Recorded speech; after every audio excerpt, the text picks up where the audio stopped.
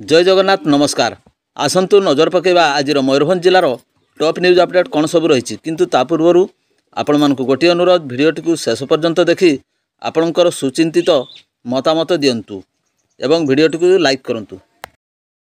आज प्रथम खबर पानीपसी छक निकट में कार और बाइक दुर्घटना जड़े मृत 2 गुरुतर। मयूरभंज जिला झारपखरिया थाना अधीन जातीय राजपथ 49 पानीपसी छक निकट में राति 8 घटिका समय कार और बाइक मध्य दुर्घटना घटी। यह दुर्घटना जड़े मृत 2 गुरुतर आहत होइथिबार सूचना मिली। आहत को उद्धार कर डाक्तरखाना पठाइथिबार सूचना मिली। मृतक और गुरुतरंकर परिचय बर्तमान सुधा मिल पारे। परवर्ती खबर बाघा अंचल पिकअप गाड़ी रास्ता कड़ को अलटी 15 जन गुरुतर। बारिपदा पेरा मेडिकल भर्ती 30 रु ऊर्ध्व यात्री नहीं जाऊा एक पिकअप गाड़ी अलटी 15 जन गुरुतर होता बेले अन्य मैंने आहत होती। समस्त यात्री बस्ता थाना अंतर्गत खुंटा अंचल बोली जमापड़ी। मयूरभंज जिला सोलियापदा अंचल बागड़ा अंचल को पत्र बिक्री करने को आसी फेरिबा बेले पिकअप गाड़ी भारसाम्य हराई अलटी पड़ा। समस्त आहत मानक प्रथमे कष्टा गोष्ठी स्वास्थ्य केन्द्र में भर्ती करा बेले अन्य मानक मध्यरु 15 जनकर अवस्था अधिक गुरुतर होबारु सेमानकु बारिपदा पेरा मेडिकल और हॉस्पिटल में स्थानांतरित कराई एवं सेठारे चिकित्साधीन अवस्था कविताराम नामक जड़े महिलांकर मृत्यु घटी। एने रविवार राति प्राय 9:30 समय ए बाबद सूचना मिली। परवर्ती खबर गृह और नगर उन्नयन मंत्री द्वारा जिला और दौरा जज को अदालत कार्यालय ठारे अत्याधुनिक सुलभ शौचालय उद्घाटित। बारिपदा पौरपालिका तरफ सोमवार दिन जिला एवं दौरा जज को अदालत कार्यालय ठारे अत्याधुनिक सुलभ शौचालय उद्घाटन करछंती गृह और नगर उन्नयन मंत्री डॉक्टर कृष्णचंद्र महापात्र। यह कार्यक्रम मंत्री सहित बारिपदा विधायक प्रकाश सोरेन, बारिपदा पौरपालिका अध्यक्ष कृष्णानंद महांती, उपाध्यक्ष सीमा दास, कार्यनिर्वाही अधिकारी देवी प्रसाद राउत, विभिन्न वार्डर काउंसिलर, जिला वकिल संघ सभापति प्रवीर कुमार बसा, संपादक विप्लव बारिक, मंत्री प्रतिनिधि कांद्रा सोरेन एवं वकिल वृंद माने उपस्थित रही। एने जिला सूचना और लोक संपर्क अधिकारी संध्या प्राय 6 घटिका समय सूचना प्रदान कर। परवर्ती खबर विद्याधर नगर जंगल में पड़ी महिला मृतदेह अनेक क्षतचिह्न। मयूरभंज जिला कप्तिपदा थाना विद्याधर नगर जंगल में जड़े महिला मृतदेह देखि पुलिस को खबर देते स्थानीय ग्रामवासी। खबर पाई पुलिस घटनास्थल पहुंची मृतदेह जबत कर तदंत आरंभ कर। मृतक जनक होती उक्त ग्रामर महादेव बोली जमापड़ी। तेबे महादेव घरे एकुटिया रोथुवा बेले रविवार किछि पिला जंगल भितर जाइथुवा बेले तांको मृतदेह पड़िथिबार देख पाइथिले। मृतदेह रे अनेक स्थान में गभीर क्षतचिह्न रही। कई तांको हत्या कर जंगल में फिंगी देथिबा पुलिस संदेह करुछि। संदेह पुलिस ग्रामर जड़े युवक प्रताप सोई को अटक रखी पचराउचरा करुछि। तेबे युवक जनक हत्या करिसंती। हत्या पछर कारण कौन ताहा एबे भी अस्पष्ट रही। परवर्ती खबर कुलियणा बीजेपी कार्यालय रे जन अभियोग शुणाणी कले विधायिका। मयूरभंज जिलार बांगरीपसी निर्वाचन मंडली अधीन कुलियणा बीजेपी कार्यालय ठारे जन अभियोग शुणाणी अनुष्ठित होइछि। यही जन अभियोग शुणाणी दिवा 11 घटिका समय स्थानीय विधायिका संजली मुर्मू उपस्थित रही लोकंकर विभिन्न समस्या शुणुथिले। जनसाधारण समस्या शुणा सहित अधिकारी सहित आलोचना करी समाधान पाई प्रयास करथिले विधायिका। परवर्ती खबर बेआईन गचालाण बेले जशपुर निकटरू पुलिस द्वारा 9 गोरु उद्धार, पिकअप जबत जणी गिरफ। मयूरभंज जिलार जशपुर निकटरू बेआईन गचालाण खबर पाई चढ़ाऊ करथिले। एक पिकअप रे चालाण हेउथबा 9टी गोरु को उद्धार करछि पुलिस। पिकअप टी को जबत करने सहित घटना संपृक्त जड़े व्यक्ति को गिरफ कर जशपुर पुलिस। एने राति 7 घटिका समय सूचना प्रदान करछंती। परवर्ती खबर बैसिंगा मुख्य बजार गलापल ठारे रविवार राति स्कूटी जोगे शिक्षयित्री निजर झील सहित घर को फेरुवा समय 2 जन लुटेरा शिक्षयित्री सुना चेन छिंडाइबा उद्यम कर विफल होगा बेले एने शिक्षयित्री जनक रविवार राति 10:30 बैसिंगा थाना एतला दायर करछंती। सूचना मुताबक रविवार राति बालका हाईस्कूल शिक्षयित्री तथा मेरदा ग्रामर ज्ञानरंजन लेंका स्त्री स्नेहलता राउत निजर झील सहित मेरदारू बैसिंगा स्थित निज भड़ा घर को आसुवा समय बैसिंगा स्थित गोलापल ठारे पल्सर बाइक जोगे आसी शिक्षयित्री सुना चेन छिंडाइबा चेष्टा करथिले। तेबे शिक्षयित्री जनक कौशल क्रमे प्रतिवाद करिवारु लुटेरा माने सुना चेन छिंडाइबारु विफल होइथिले।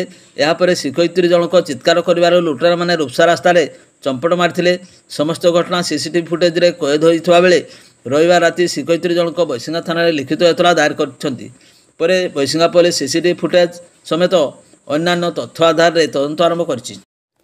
ପରବର୍ତ୍ତୀ ଖବର, ମୟୂରଭଞ୍ଜ ଜିଲ୍ଲା ମହୁଲିଡ଼ିଆ ଥାନା ଅନ୍ତର୍ଗତ 53 ନମ୍ବର ଜାତୀୟ ରାଜପଥ ଠାକୁରମୁଣ୍ଡା ଆନନ୍ଦପୁର ରାସ୍ତାର ସାତକୋଶିଆ ନିକଟ ଘୋଡ଼ାଘାଟି ନିକଟରେ ସୋମବାର ଦିନ ପ୍ରାୟ 10ଟା ସମୟରେ ଲକ୍ଷ୍ମୀ ବସ୍ ସହିତ ଏକ ହାଇୱାର ମୁହାଁମୁହିଁ ଧକ୍କା ହୋଇଛି। ଦୁର୍ଘଟଣାରେ ବସ୍ ଷ୍ଟିଅରିଂରେ ଚାପି ହୋଇ ଡ୍ରାଇଭର କ୍ଷେତ୍ରମୋହନ ମହାନ୍ତଙ୍କ ସମେତ 13 ଜଣ ଗୁରୁତର ଆହତ ହୋଇଛନ୍ତି। ଅନ୍ୟ 23 ଜଣ ଯାତ୍ରୀ ଆହତ ହୋଇଛନ୍ତି। ଦୁର୍ଘଟଣାସ୍ଥଳରୁ ଗୁରୁତର ଏବଂ ଆହତଙ୍କୁ ଉଦ୍ଧାର କରି ଅଗ୍ନିଶମ ବିଭାଗ ଗାଡ଼ି ଆମ୍ବୁଲାନ୍ସ ଯୋଗେ ସମସ୍ତଙ୍କୁ କେନ୍ଦୁଝର ଜିଲ୍ଲା ଆନନ୍ଦପୁର ଉପଖଣ୍ଡ ଘସିପୁରା ଡାକ୍ତରଖାନାରେ ଚିକିତ୍ସା ପାଇଁ ଭର୍ତ୍ତି କରାଯାଇଛି। ସାମାନ୍ୟ ଆହତ ଯାତ୍ରୀମାନଙ୍କୁ ପ୍ରାଥମିକ ଚିକିତ୍ସା ପରେ ଛାଡ଼ି ଦିଆଯାଇଛି। ଅନ୍ୟ ଗୁରୁତରଙ୍କ ମଧ୍ୟରୁ 7 ଜଣଙ୍କୁ କଟକ ବଡ଼ ମେଡ଼ିକାଲକୁ ସ୍ଥାନାନ୍ତରିତ କରାଯାଇଛି। ସେମାନେ ହେଲେ ରେବତୀ ନାୟକ, ଗୁରୁ ସିଂ, ପାନ ଶୁଣ୍ଢି, ବସନ୍ତ ନାୟକ, ବଳରାମ ନାୟକ, କ୍ଷେତ୍ରମୋହନ ମହାନ୍ତ, ବୁଧିନୀ ହାଇବ୍ରୁ। ଦୁର୍ଘଟଣାର ଖବର ପାଇ ମହୁଲିଡ଼ିଆ ଥାନା ପୁଲିସ ଏବଂ ଠାକୁରମୁଣ୍ଡା ବିଡ଼ିଓ ସ୍ୱପ୍ନେଶ୍ୱର ବେହେରା, ତହସିଲଦାର ସମ୍ବିତ କୁମାର କର, କରଞ୍ଜିଆ PAITDA ଘଟଣାସ୍ଥଳରେ ପହଞ୍ଚି ଉଦ୍ଧାର କାର୍ଯ୍ୟ ତଦାରଖ ସହ ଆନନ୍ଦପୁର ଉପଖଣ୍ଡ ଡାକ୍ତରଖାନାରେ ପହଞ୍ଚି ଗୁରୁତରଙ୍କ ଅବସ୍ଥା ତଦାରଖ କରିଥିଲେ। ସୂଚନା ଅନୁଯାୟୀ ଠାକୁରମୁଣ୍ଡା ବ୍ଲକ ଶାଳଚୁଆଠାରୁ OSRTC ବସ୍ ନମ୍ବର OD 11AE3463ରେ ଯାତ୍ରୀମାନଙ୍କୁ ନେଇ ଠାକୁରମୁଣ୍ଡା ଆସୁଥିବା ବେଳେ ବିପରୀତ ଦିଗରୁ ଠାକୁରମୁଣ୍ଡା ପଟୁ JH05TC 2395 ନମ୍ବର ବିଶିଷ୍ଟ ନୂଆ 12 ଚକିଆ ହାଇୱା ଆନନ୍ଦପୁର ଆଡ଼କୁ ଯାଉଥିବା ବେଳେ ସାତକୋଶିଆ ନିକଟ ଘୋଡ଼ାଘାଟିଠାରେ ବସ୍ ସହିତ ହାଇୱାର ମୁହାଁମୁହିଁ ଧକ୍କା ହୋଇଥିଲା। ରାସ୍ତା ଉପରୁ ଦୁର୍ଘଟଣାଗ୍ରସ୍ତ ଗାଡ଼ି ଦୁଇଟି JCB ସାହାଯ୍ୟରେ ହଟାଯାଇଛି। ଦୁର୍ଘଟଣା ପରେ ପ୍ରାୟ 1 ଘଣ୍ଟା ଧରି ରାସ୍ତା ଜାମ୍ ହୋଇ ଯାନବାହନ ଚଳାଚଳ ବନ୍ଦ ରହିଥିଲା। ମହୁଲିଡ଼ିଆ ପୁଲିସ ଗାଡ଼ି ଜବତ କରି ଏକ ମାମଲା ରୁଜୁ କରି ଅଧିକ ତଦନ୍ତ ଜାରି ରଖିଛି। ପରବର୍ତ୍ତୀ ଖବର, ଭୁବନେଶ୍ୱର କିଟ୍ରେ ପାଠ ପଢ଼ୁଥିବା ମୟୂରଭଞ୍ଜ ଜିଲ୍ଲା ମରଡ଼ା ବ୍ଲକ କହି ପଞ୍ଚାୟତ ପ୍ରତାପ ଚନ୍ଦ୍ରପୁର ଗ୍ରାମର ପୁନୁତା ମାରାଣ୍ଡିଙ୍କ ପୁଅ +2 ଛାତ୍ର ବୁଧିଆ ମାରାଣ୍ଡି 19 ବର୍ଷ ଆଜକୁ 15 ଦିନ ହେବ ନିଖୋଜ ହୋଇଯାଇଥିଲେ ମଧ୍ୟ ପରିବାର ଲୋକେ ଖୋଜି ପାଉନଥିବା ବେଳେ ପୁଲିସ ମଧ୍ୟ ଖୋଜି ନ ପାଇବା ଚିନ୍ତାର କାରଣ ପାଲଟିଯାଇଛି। ସୂଚନା ମୁତାବକ କିଛି ଦିନ ପୂର୍ବରୁ ବୁଧିଆ ଘରକୁ ଆସିଥିଲେ। କିଟ୍କୁ ଯିବା ଆବଶ୍ୟକ ପଡ଼ିବାରୁ ଏପ୍ରିଲ 20 ତାରିଖ ଦିନ ତାଙ୍କ ବଡ଼ ଭାଇ ବାରିପଦାରେ ଛାଡ଼ିଥିଲେ ଭୁବନେଶ୍ୱର ଯିବା ପାଇଁ। ସେହିଦିନଠାରୁ ବୁଧିଆ କିଟ୍ ହଷ୍ଟେଲରେ ପହଞ୍ଚି ନାହାନ୍ତି କି ଘରକୁ ଫେରି ନାହାନ୍ତି।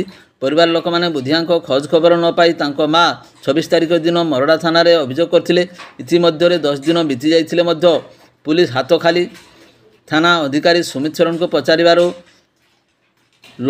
ଲୋକେସନ ଖୋଜା ଚାଲିଛି ବୋଲି କହିଥିଲେ। ଏଭଳି ପରିସ୍ଥିତିକୁ ନେଇ ପରିବାର ଲୋକମାନେ ଆଶଙ୍କାରେ ଭାଙ୍ଗି ପଡ଼ିଛନ୍ତି। ଭୁବନେଶ୍ୱରରୁ ଘରକୁ ଯିବା ଆସିବା ବୁଧିଆଙ୍କ ପାଇଁ କିଛି ନୂଆ କଥା ନୁହେଁ, ହେଲେ ଏଥର ନିଖୋଜ ହେବା ଏବଂ ଫୋନ୍ ସୁଇଚ୍ ଅଫ୍ ହେବା ପରିବାର ପାଇଁ ଦୁଶ୍ଚିନ୍ତା ପାଲଟି ଯାଇଛି।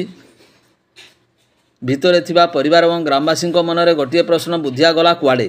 ଜିଲ୍ଲା ତଥା ରାଜ୍ୟ ପ୍ରଶାସନ ସରକାର ଏହି ଘଟଣା ପ୍ରତି ଗୁରୁତ୍ୱ ଦେଇ ଅନୁସୂଚିତ ଜନଜାତି ଛାତ୍ରଙ୍କୁ ଉଦ୍ଧାର କରି ପରିବାରଙ୍କୁ ଦେବା ପାଇଁ ଆଦିବାସୀ ସମାଜ ଦାବି କରିଛି। ପରବର୍ତ୍ତୀ ଖବର, କୁଡ଼ିଆଣା ବ୍ଲକ ପୁରୁଣାପାଣି ପଞ୍ଚାୟତ ଦେଇ ବାଲେଶ୍ୱରରୁ ବାଙ୍ଗିରିପୋଷି ଯାଇଥିବା ରେଳ ଲାଇନ 53 ନମ୍ବର ଫାଟକକୁ ବନ୍ଦ କରିବା ପାଇଁ ରେଳ ବିଭାଗ କିଛି କର୍ମଚାରୀ ପହଞ୍ଚିଥିଲେ। ଏହାକୁ ସ୍ଥାନୀୟ ଗ୍ରାମବାସୀ ବିରୋଧ କରିଥିଲେ। ସୂଚନା ଅନୁଯାୟୀ ଟିକାୟତପୁର, ମୋହନାସାହି, ଅମ୍ବୁପୁଞ୍ଜା, କାଞ୍ଜିଆ, ମୁଣ୍ଡାକଟା, କରକଚିଆ, ଖଇରିବଣି, ଦରଦରା, ନିମାଇଡିହି ଗାଁର ଲୋକେ ଏହି ରାସ୍ତା ଉପରେ ନିର୍ଭର କରନ୍ତି। ଏହି ରାସ୍ତାଟି କୁଡ଼ିଆଣା ଛକରୁ କୁଡ଼ିଆଣା ବ୍ଲକକୁ ଯିବା ପାଇଁ ମୁଖ୍ୟ ରାସ୍ତା। ଏ ରାସ୍ତା ଦେଇ ପ୍ରତିଦିନ ହଜାର ହଜାର ଲୋକ ଥାନା ଅଫିସ, ଡାକ୍ତରଖାନା, ତହସିଲଦାର ଅଫିସ, ସ୍କୁଲ, କଲେଜକୁ ଯିବା ଆସିବା କରନ୍ତି ଏବଂ ଅଧିକାଂଶ ଲୋକଙ୍କର ଚାଷ ଜମି ମଧ୍ୟ ଫାଟକ ଏପଟେ ରହିଛି। ଲୋକଙ୍କ କହିବା କଥା, ଫାଟକଟି ଦୀର୍ଘ ଦିନରୁ ଅଛି। ଏହାକୁ ବନ୍ଦ କରିବା ପାଇଁ ବାରମ୍ବାର ସରକାରୀ କର୍ମଚାରୀ ଆସିଛନ୍ତି ଏବଂ ଗ୍ରାମବାସୀ ଏହାକୁ ବିରୋଧ କରିଛନ୍ତି। ଗ୍ରାମବାସୀ ଏଠାରେ ଗୋଟିଏ ଗଳାପୋଲ ଏବଂ ଫୁଟ ଓଭରବ୍ରିଜ୍ ପାଇଁ ବାରମ୍ବାର ଅଭିଯୋଗ ମଧ୍ୟ କରିଛନ୍ତି। ଅଭିଯୋଗ ପରେ ମଧ୍ୟ କୌଣସି ପଦକ୍ଷେପ ରେଳ ବିଭାଗ ତରଫରୁ ନିଆଯାଇ ପାରିନାହିଁ।